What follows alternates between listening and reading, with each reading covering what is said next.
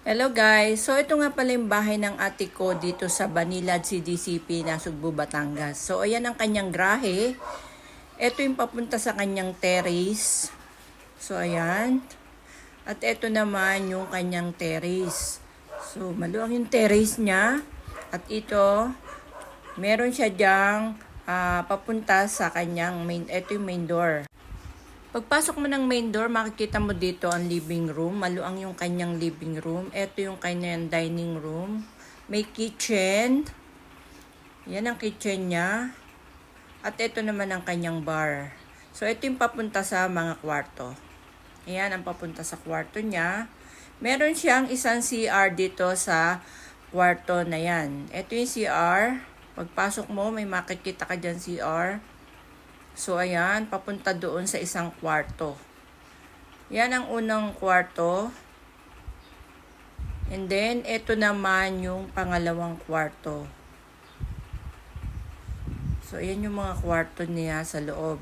And then, ito yung pinaka.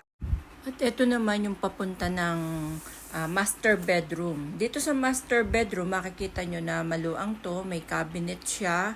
Ito naman yung papunta sa sarili niyang CR. Meron siyang bathtub. Ito yung CR niya ng master bedroom. Ito naman yung cabinet niya. So, maluang yung master bedroom nito. At ito naman yung kanyang papunta sa dirty kitchen.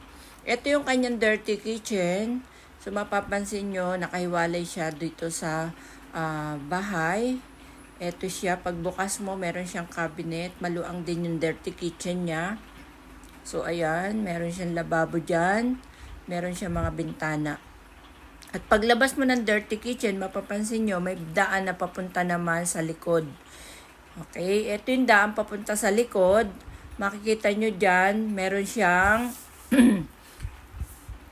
yan, meron siyang labahan. Ito naman yung kanyang isa pang kwarto, perang imbakan. Pwede siyang mag-stock ng kung ano yung gusto nyong ilagay dyan. May CR din siya sa likod.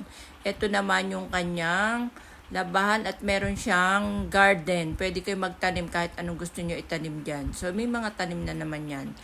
Yan, maganda ito kasi maluang. Sobrang luang lang ng bahay. So, ito na lang. Hanggang dito na lang at sana makita nyo po lahat ito. Ito po ay house and lot for